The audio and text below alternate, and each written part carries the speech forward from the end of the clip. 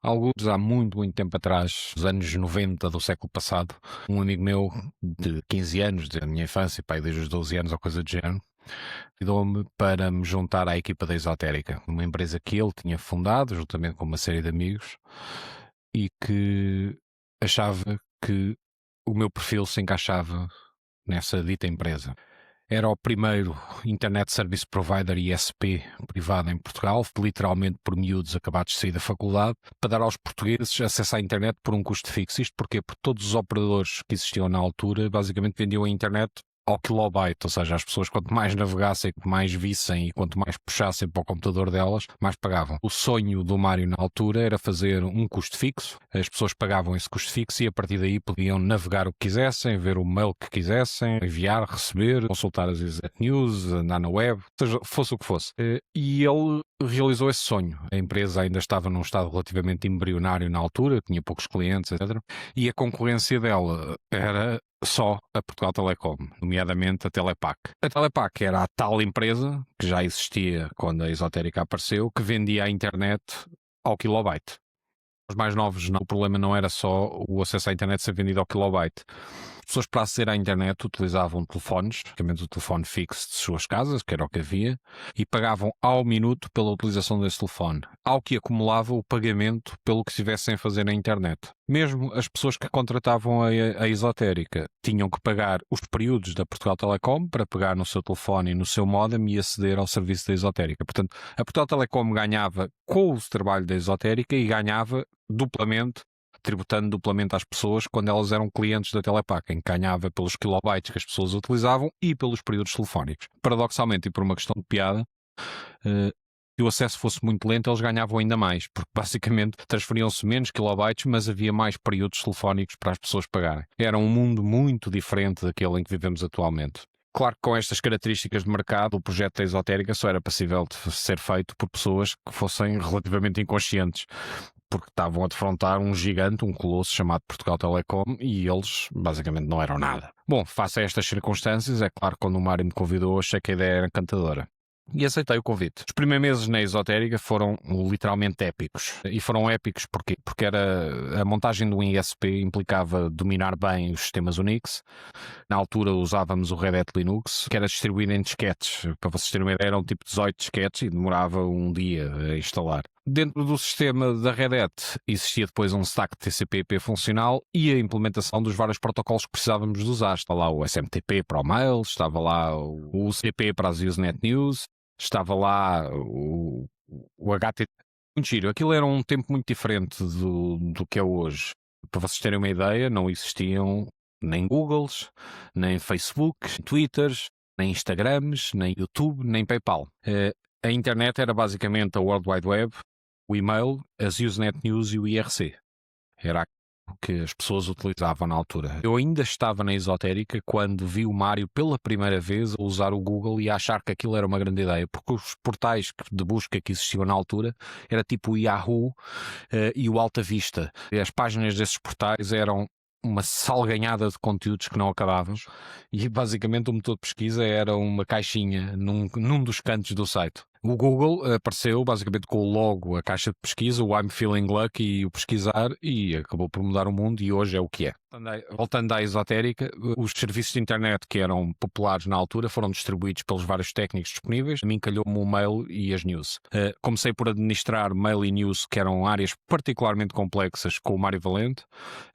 Depois ele largou-me, ou seja, literalmente fiquei eu a administrar os mails e as news, enquanto ele se dedicou à árdua tarefa de basicamente gerir uma empresa com as características que tinha aquela. Já agora, quando eu digo largou-me, na ótica de quem está a tirar um brevet ou uma licença de pilotar, largou-me significa deixou levar o avião sozinho. Portanto, deixou-me a confiança em mim suficiente para me passar para as mãos a responsabilidade de gerir sozinho o mail e as Usenet News, seguramente dos serviços mais complexos que existiam para administrar na altura. Mas recordo-me vivamente de quando entrei para a empresa e basicamente a única coisa que eu fazia era estudar noite e dia, arduamente, todos os recursos que apanhava online sobre o SMTP e sobre o UCP para saber tudo o que podia sobre mail e news, sobre os vários protocolos, os vários programas que existiam na altura, etc. Havia muito poucos recursos escritos, editados em livro, mas havia uma editora, a O'Reilly, que tinha uns livros, normalmente com animais na capa, que eram literalmente bíblias na época. E eu lembro-me que um dos meus preferidos era basicamente o Bat Book, que era o livro do Sandmail, que eu sabia de trás para a frente, tinha todos os capítulos literalmente de cor, e na altura escrevia as regras do Sandmail da empresa à mão. Isto foi antes de existirem os fecheiros MC, basicamente nós tínhamos que fazer os fecheiros CF, que eram muito mais complicados, e eu sabia escrever literalmente as regras do Sandmail à mão e sabia lê-las, etc. Para quem vir um desses fecheiros, se literalmente com um gato se esteve a espreguiçar em cima do teclado, ou seja, é praticamente elegível para um leigo. A minha vontade e necessidade de aprender ia muito para além do mail e das news. Basicamente eu tinha que saber muito bem o Unix e estudei, na altura o tal Linux, estudei o Unix como um louco, a ponto de comprar também os livros de baixo, os livros de administração de sistema, que me encantaram e que foram mais tarde, uns anos mais tarde, absolutamente fundamentais para o exercício da minha profissão. Era outro tempo. Há 20 anos atrás, para terem uma noção, na esotérica, 20 e qualquer coisa anos atrás, ninguém usava interfaces gráficos na empresa. Os nossos computadores tinham interfaces de texto e basicamente nós mudávamos entre as várias consolas para gerir shells. O nosso cliente mail era o Pine, um cliente que corria em modo texto. Já não me lembro qual é que era o cliente news, mas basicamente 99,999% do trabalho era feito apenas em interfaces de texto. Eu, quando fui para a esotérica, tinha quase 10 anos de prática a programar em C. E tinha para aí uns 3 de C++, sensivelmente, porque no Amiga havia um compiler que era o SASC, o qual eu comecei a programar muito cedo, fiz uns jogos nele, etc. Quando fui para a esotérica, o que eu achei foi, ok, isto vai correr em sistemas Unix, que eu nunca tinha usado, mas o Amiga era em muitas coisas inspirado no Unix, e eu conhecia muito bem o Commodore Amiga, e foi escrito em C. Ora bem, se foi escrito em C, nada no C me assusta. Se ainda por cima vem com source code, eu achei que aquilo ia ser piece of cake. Não pela dificuldade de ler o código, não pela dificuldade de perceber o sistema, mas pela extensão do sistema. O Unix é enorme. Mesmo um pequeno Unix é gigantesco. E é muito difícil alguém conhecer tudo de ponta a ponta. Mas, com muita dedicação, muitas horas de trabalho, digamos, me tornei um pequeno guru na altura do Unix. E apaixonei-me pelo sistema. Ainda hoje, todos os sistemas que eu administro são sistemas Unix. Francamente, eu penso que nunca estudei tanto na vida como nos primeiros 3 ou 4 meses de esotérica. Foi um desafio absolutamente fantástico, que eu, se pudesse, repetia novamente e não trocaria por nada. Não há nada melhor para desenvolver uma pessoa do que dar-lhe um grande problema para a mão e todos os meios para o resolver. E todos os meios significa acesso a todo o conhecimento necessário para resolver aquele problema. E se as pessoas estiverem empenhadas, se gostarem da tecnologia, isto é muitíssimo importante, se as pessoas gostarem e perceberem a tecnologia, elas vão pegar naqueles livros, naquele conjunto de know-how e vão resolver o problema. Mas mais, vão resolver o problema de uma forma sólida, dando todos os passos daquela resolução. Porque resolver o problema fazendo patches que outras pessoas escreveram é uma história completamente diferente. A pessoa não sabe nada sobre o que está a resolver. Tem uma ideia, quanto muito, de qual era o problema que estava a resolver. Mas a verdade é que não foi aquele administrador de sistemas que aplicou o patch que resolveu, fosse o que fosse. Alguém resolveu por ele e ele está a aplicar a solução, sem perceber A nem B de porque é que aquela solução funciona e qual era realmente o problema. Na esotérica eu aprendi a resolver os problemas à mão. Nós deparámos em várias situações com coisas que existiam no mundo erradas e não havia soluções já pré-feitas. Um exemplo que eu me recordo perfeitamente era o servidor de autenticação do IMAP e do POP3 que nós usávamos lava mal. Portanto, quando a esotérica chegou aos 10 mil clientes ou 20 mil clientes, já não me recordo o número, os sistemas de autenticação começaram a falhar. E o que nós descobrimos foi que se a forma como fazíamos a autenticação mudasse, nós conseguíamos resolver todo aquele problema porque todo o handicap estava na programação especificamente daqueles plugins de autenticação. E isto foi descoberto vendo código, percebendo o código e resolvendo o problema de uma forma efetiva e compreensiva. Houve muito mérito do António Ferreira na altura em que se resolveu esse problema. Ele foi a primeira pessoa que descobriu aquilo. Eu depois fui ver a fundo exatamente do que é que se tratava. A primeira solução foi desligar aquele modo de autenticação e eu depois corrigi o problema na altura. Foram extraordinários para mim estes primeiros meses de esotérica.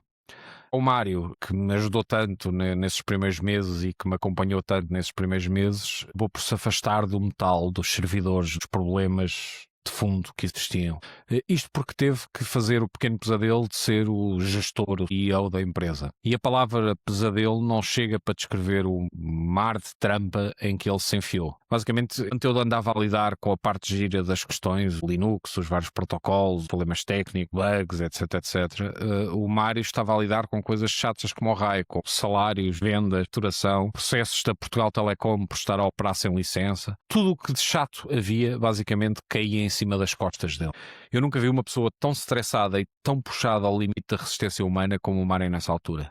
Ele passou literalmente a ser a minha definição de vida de merda, que eu não queria ter. Mal sabia eu que, passado uns anos, andava a ser CEO de uma empresa e ia passar por coisas parecidas.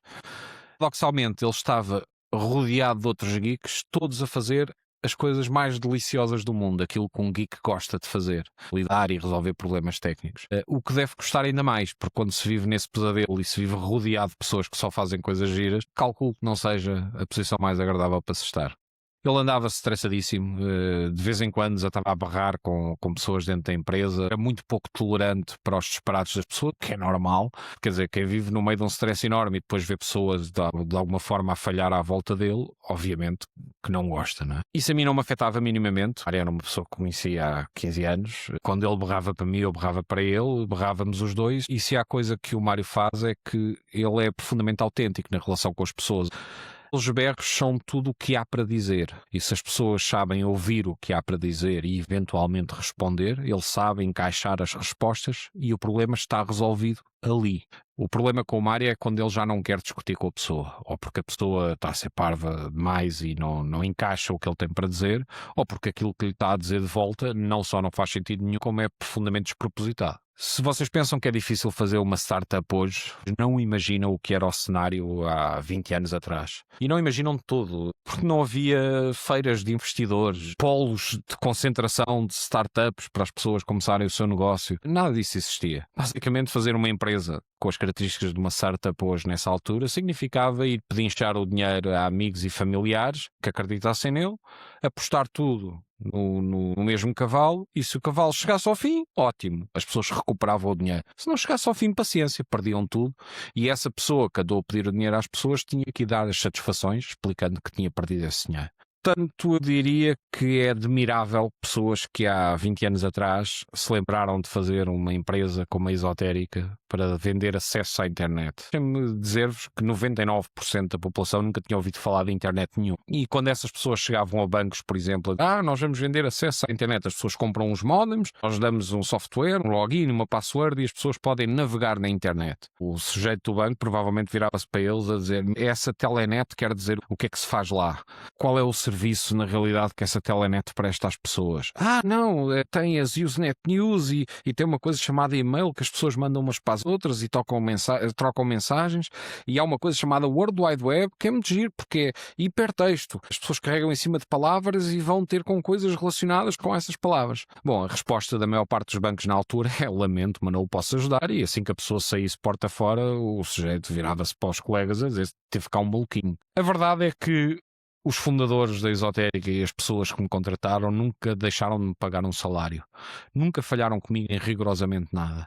Eu dei o meu melhor para não falhar com eles nas coisas que eram da minha competência, mas tenho a perfeita percepção de que o que eles fizeram é muito mais impressionante do que a resposta que eu dei, apesar da resposta que eu dei estar eventualmente à altura daquilo que seriam as expectativas deles. Eu comecei por fazer, depois de ter andado a estudar e começar a administrar servidores de mailing news, eu comecei por fazer imenso suporte técnico na Esotérica. Isso era necessário, toda a gente fazia um bocadinho, mas quem fazia o grosso suporte técnico era eu e o Gonçalo Valverde. Felizmente o Gonçalo era um tipo absolutamente excepcional e fez muito mais suporte do que eu. Tinha muito mais paciência. A ignorância das pessoas, juntamente com o sentimento de prepotência de eu estou a pagar e sou o cliente, é uma combinação que tipicamente me irrita. Porque a ignorância eu posso resolver, explicando às pessoas como é que as coisas funcionam.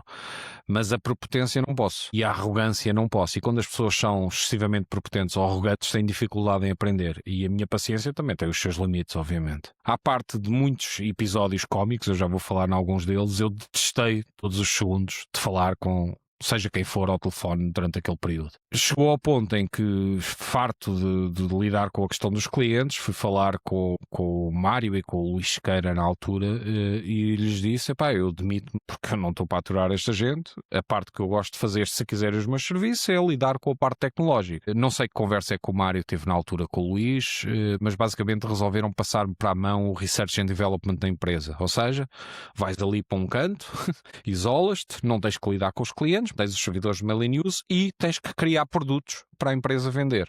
E eu fiz uma série de coisas na altura. Eu lembro especificamente que havia um sistema de conversões por fax. Já não me lembro o que é que ele fazia ao certo, mas era qualquer coisa do género: você não tem um fax, receba um e-mail e a gente transforma o e-mail em fax. Ou ao contrário, já não me lembro, manda um fax e a gente transfere-lhe o fax para um e-mail e envia para si. Era qualquer coisa desse género. Voltando um bocadinho atrás, e ainda antes do Research and Development, temos só contar-vos algumas histórias absolutamente deliciosas de quando eu estava a fazer suporte técnico. Acontecia-me de tudo. Na altura, o Windows não tinha suporte a TCP/IP. Então havia um programa chamado Trumpet, que basicamente metia um socket TCP/IP no computador das pessoas e lhes permitia a seguir ligarem-se à internet. Quando o Trumpet estabelecia uma conexão, aparecia um relógiozinho no meio do ecrã a dizer há quanto tempo é que a pessoa estava ligada. E então eu tive uma pessoa que me ligou uma vez, a meio de uma manhã, explicando que eu vou ser muito direto consigo. Eu já percebi que isto é tudo uma burla. Ao que eu respondi: mas uma burla porquê? O que é uma burla exatamente? Esta internet que vocês me venderam não é internet. Ok, eu confesso que comecei por ficar confuso na altura e pedi ao senhor para me explicar um bocadinho melhor a que é que ele se estava a referir. Então ele diz: não pensem que eu sou parvo, porque eu liguei tudo, tal como vocês diziam, deu-me um relógio no ecrã e a primeira coisa que eu percebi foi: este relógio não é possível. E ele explicou-me: porque eu não sou parvo. Eu liguei tudo o que vocês disseram e apareceu-me um relógio no ecrã. E eu percebo que a internet funciona em todos os fusos horários, porque é uma coisa global, mas os minutos estão errados. Logo, isto não é internet, isto está falsificado. Bom, eu lá expliquei ao senhor que aquilo não era um relógio, aquilo era um cronómetro que estava a medir o tempo desde que ele estava ligado. Então o senhor explicou-me que o computador esteve ligado praticamente a noite toda, em que ele esteve à espera que acontecesse alguma coisa. Ao que ele me disse, e aí então é que eu tive a certeza que era uma burla. Porque é sempre de dia em qualquer lado. Tem que estar a haver qualquer coisa a acontecer. E eu tive ali horas e não aconteceu nada. Ora bem, o senhor pensava que a internet era tipo televisão. Ou seja, ele ligava-se à internet e via coisas. Ele nunca abriu o browser, nenhum programa de mail, nenhum coisa nenhuma. A única coisa que ele fazia era olhar para o relógio à espera que aparecesse uma emissão. Este foi um. Igualmente impressionante foram a quantidade de clientes que me ligaram dizendo: comprei o vosso kit, tenho aqui as vossas disquetes, eu meti isto, mas nada funciona. Ao que nós tentávamos normalmente fazer o debugging. Portanto, meteu, instalou, apareceu, etc, etc. E depois os modems, o modem que luzes é que tinha ligado? Modem? Sim, o aparelho que tem ligado ao telefone para estabelecer a ligação. Eu não tenho nada disso. Isto aconteceu. Outra que me acontecia, e esta não é estupidez humana nenhuma, é só engraçada, é que me ligavam pessoas a perguntar se vendíamos kits de bruxaria, elas negras, etc., por causa do nome da empresa esotérica. No meio das pessoas que estavam com os seus problemas técnicos, apareciam telefonemas de pessoas a encomendar botões, as negras, para todo o tipo de coisas que vocês possam imaginar, relacionados tipicamente com esoterismo. E havia alguns clientes que eram originais pelos pedidos que faziam, que eram tão absurdos que às vezes demorava algum tempo às pessoas absorverem o pedido e a tentar perceber o que é que raio que a pessoa estava a dizer. Por exemplo, havia um cliente que insistia, salvo erro, foi com o Mário Valente, pessoalmente, num dos telefonemas que ele atendia, porque toda a gente fazia um bocadinho de suporte, uns mais, outros menos. E eu lembro-me que o sujeito dizia ao Mário Valente qualquer coisa do género: mas mande-me umas disquetes por fax. E recordo-me nitidamente da cara dele a olhar para o vazio, ter uma pausa e a pensar: como é que eu explico a este sujeito que eu não posso mandar uma disquete? E isto acontecia. Este tipo de coisas aconteciam praticamente todos os dias. Nem tudo tem um lado divertido. No meio destes telefonemas de suporte, eu descobri que havia pessoas que são tão profundamente sós, que ligavam para a empresa inventando literalmente problemas só para falar com alguém. E eu lembro de ter pena daquelas pessoas e de achar que devia ser profundamente triste a existência de pessoas que a única companhia humana que conseguem ter é ligando para uma linha de ajuda técnica de uma empresa que vende acesso à internet. Lembro de um caso em particular de um senhor que tinha agorafobia, que não conseguia sair de casa, tinha medo de espaços abertos, e praticamente todos os dias, durante uma semana ou coisa do género, ligava para lá, inventando sempre problemas mais ou menos originais, achando por simplesmente que as coisas não aconteciam tão depressa como ele queria. E eu demorei algum tempo a perceber o que é que se estava a passar, mas era mais um daqueles casos de pessoas tão profundamente sós que uma linha de apoio técnico era tudo aquilo que conseguiam. Durante o período em que eu fazia Research and Development na empresa, escrevi software para monitorizar servidores. Literalmente fazia localmente o som de uma sirene, tipo bombeiros, e mandava pagers para o técnico que tivesse piquete. Eram pagers, pergunta-me a rapaziada nova. Pagers era o equivalente aos SMS que hoje toda a gente tem nos telemóveis, mas que na altura não existiam. Ou seja, nós tínhamos uma caixinha que nos permitia receber mensagens escritas, curtas, com as características tipicamente de um SMS, e que eu usava para fazer chegar a quem tivesse serviço nessa noite algum problema que ocorria com algum dos servidores. Pager rodava pelos vários técnicos da empresa e houve uma vez em que estava eu de serviço e às 2 da manhã recebo servidor de news em baixo. O meu pensamento foi, ok, isto não é crítico, já vou ver o que é. Servidor de web em baixo, passado meia dúzia de segundos. Bom, servidor de web já é mais importante. Há pessoas que têm páginas aqui hospedadas na empresa e eu preciso de rapidamente pôr isto a funcionar. Então comecei-me a dirigir para o meu computador para ligar um modem, aceder à esotérica e depois resolver o problema remotamente, quer do servidor de web, quer de news. Ainda eu não tinha dado 3 passos. Servidor de mail em baixo. Uou, espera aí. Então, está de repente tudo a cair, mas que raio de noite é esta? Dei mais um passo, servidor de DNS em baixo. Bom, sem DNS literalmente não há nenhum serviço que funcione dentro dos serviços populares na internet. Ok, virei para a minha mulher, vou ter que sair, peguei na minha DT, eu vivia a 5 ou 6 minutos da esotérica de Mota, peguei na minha DT, 2 e picos da manhã, e saio disparado na direção da empresa, que era no centro de escritórios de Benfica. A empresa estava dividida em 2 localizações, ou seja, havia um escritório onde estavam as pessoas todas, um prédio ao lado do centro de escritórios, e o data center onde chegavam as linhas da Portugal Telecom, e estavam montados todos os servidores originais, estava no centro de escritórios de Benfica. E lá, ferindo as várias portas, que ele tinha tipo 2 portas de vidro ou coisa do género para se entrar lá, abri as 2 portas, liguei as luzes, fui até à sala, quando abro a porta da sala, está lá nada. Então, cabos espalhados pelo chão.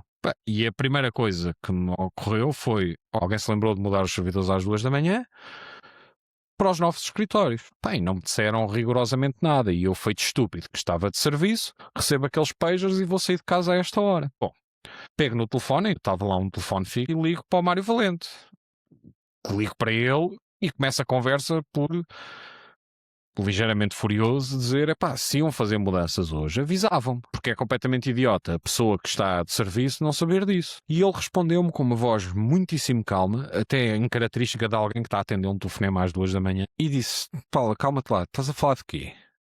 E eu disse, terem mudado as máquinas sem me avisar, quer dizer, eu tenho o pager, começo a receber o serviço a dizer que as máquinas estão todas em baixo. Pensei que fosse um problema, chego aqui, levaram os servidores. O Mário faz um silêncio e com uma urgência literalmente controlada diz, tu estás aonde, Paulo? Estás na sala dos servidores? Ao que respondeu, estou, claro. E os servidores não estão aí? Pergunta ao Mário. Não, estão os cabos, os servidores já devem estar no escritório novo. Recebeste os pagers há quanto? E eu disse, uns 10 minutos, 10, 15 minutos, não sei. Foi o tempo de meter na moto e vir para cá, porque estavam os serviços todos a ficar em baixo. Bom, Paulo, sim, nós estamos a ser roubados. Eles ainda devem estar aí no centro de escritórios contigo. E, portanto, tem cuidado, eu vou chamar a polícia e vou para aí. E desligou o telefone. Portanto, silêncio na linha.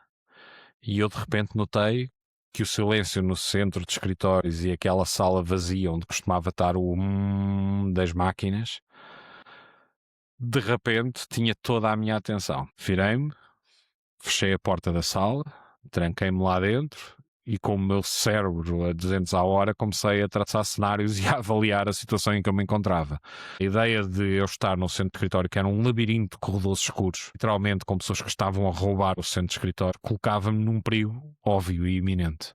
Passaram uns minutos, devem ter sido 5 ou 10 minutos, o Mário também vivia relativamente perto, em Benfica, e eu começo a ouvir barulho.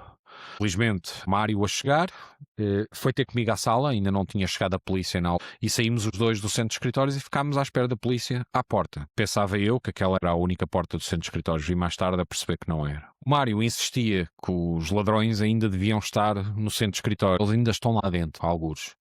Porque a ideia do Mário era, se tu só demoraste 10 ou 15 minutos a chegar cá, se tem tantas salas, o mais provável é eles terem sido surpreendidos por alguém ter entrado, terem-se fechados na sala onde estavam, em silêncio, era de uma oportunidade para saírem. E eu achava que ele estava a ter um colapso nervoso. Aliás, fazia todo o sentido que ele estar em negação, porque, quer dizer, é dele que ele tinha dado o litro, a pele e que tinha passado tormentos sem fim para manter a funcionar e para fazer crescer. Pá, na minha ótica, naquele momento já era história. Ou seja, última meia hora a empresa tinha deixado de existir, porque sem servidores o que ia acontecer no dia seguinte é que era impossível restabelecer serviços. Também não me recordo deles terem propriamente dinheiro para recomprar toda a estrutura. Portanto, dentro da minha cabeça, o que eu estava a pensar é, ok, estou desempregado, mas acima de tudo o meu amigo de 15 anos, meia vida na altura, pá, perdeu tudo aquilo em que apostou. E eu acho que nunca senti tanta pena de alguém como naquele momento, mas não tive coragem de lhe dizer que ele estava em negação. Ficámos então à espera da polícia. A polícia chega e depois de um mini briefing foi ver o estado do centro de escritórios, começou a ver local a local, escritório a escritório, sala a sala, e para minha surpresa chegaram cá fora a dizer que apanhámos os ladrões. Estavam numa cave com uma carrinha com as várias coisas que já tinham roubado, sem ter a oportunidade de sair. Portanto, foram apanhados. O Mário tinha razão. O feeling dele estava correto. E eu lembro de olhar para ele com não só profunda admiração pela capacidade que ele teve de conjugar as peças e adivinhar o futuro, mas acima de tudo com a admiração, porque ele não estava em negação, ele estava apenas a ser racional e manteve durante todo aquele processo um sangue frio absolutamente fantástico. Umas horas mais tarde, deviam ser 4 ou 5 da manhã, a polícia devolveu-nos o material roubado. O resto da noite foi literalmente passado a recuperar os servidores, foram desligados a papo seco, havia problemas nos file systems, etc, etc, e meter tudo em estado quando amanhecesse, quando o sol nascesse, termos uma empresa outra vez a funcionar. E dito e feito, eram quase 9 da manhã, quando eu fui para casa, depois de ter passado uma noite absolutamente única, mas com o conforto de saber que estava tudo a funcionar. Só voltei à empresa depois tipo às 4 ou 5 da tarde do dia seguinte, e isso foi um final de tarde para contar aos colegas e às pessoas que lá estavam exatamente o que é que tinha acontecido. Menos de um ano depois de eu ter entrado para a Esotérica, o Mário saiu da empresa. O Mário saiu da empresa por motivos que eu desconheço ao certo. Falei pouco com ele. Aliás, do período em que eu trabalhei com ele, deve ter sido a altura em que eu falei menos com o Mário em toda a minha vida. E isso é normal, porque o Mário era para todos os efeitos o meu patrão. Quando dois amigos são patrão e empregado, sempre ali um distanciamento, um fosso. Permitir que a amizade esteja a ser um empecilho na normal hierarquia da empresa e na maneira das pessoas lidarem. Mas ainda hoje exerce exatamente o mesmo tipo de afastamento quando pessoas que me são muito chegadas estão a trabalhar na empresa. A minha relação com a nova gerência da empresa, com os restantes sócios originais, não era nem boa nem má. Eu tive alguns problemas e alguns desatinos com o Nuno e com o António, mas foram sempre resolvidos na altura. Ou seja, eu nunca levei nada para casa, nunca deixei de dizer rigorosamente nada e vice-versa. Portanto, entre pessoas de bem e que se entendem, as coisas são ditas, são assimiladas e o problema fica resolvido, sanado na altura. E foi sempre isso que aconteceu. Com o Luís Sequeira em particular, por exemplo, não me lembro de ter nunca tido nada que não fosse apoio dele e nunca tive problema rigorosamente. Com o Nuno e com o António, mais tarde fomos a almoçar com cada um deles individualmente e com o António já várias vezes e mantive sempre com ele uma relação absolutamente positiva, com memórias absolutamente excepcionais do tempo que passámos juntos naquela altura da empresa. Apesar da empresa ficar melhor, e eu já explico porque com a saída do Mário, para mim em particular ele era a referência, o motivo porque eu tinha ido para aquela aventura. E portanto quando ele saiu eu fui apanhado de surpresa, não tinha a percepção de que ele estava de saída, e apesar de apreciar que de facto o ambiente ficou bastante melhor, ou seja, a do António Era uma liderança com menos berros, menos stress, forma diferente de lidar com as pessoas, e eu acho que a maior parte das pessoas apreciou a saída do Mário. O Mário foi absolutamente imprescindível no trabalho que fez lá durante o período em que esteve na empresa. Sem ele não haveria empresa nenhuma, de certeza. Mas o facto é, passadas aquelas primeiras barreiras, já com empresas a investir dinheiro lá, etc, etc, o tipo de liderança que ele tinha, que era a melhor que ele conseguia dar, bem, não tenho dúvida nenhuma que está cá imenso mérito no que ele fez, era um bocado tipo Steve Jobs da Apple. As pessoas tinham medo de entrar no elevador com ele, as pessoas tinham medo de o confrontar, e este tipo de liderança, e eu sou culpado de fazer exatamente a mesma coisa em outras circunstâncias da minha vida, este tipo de liderança tem um preço terrível.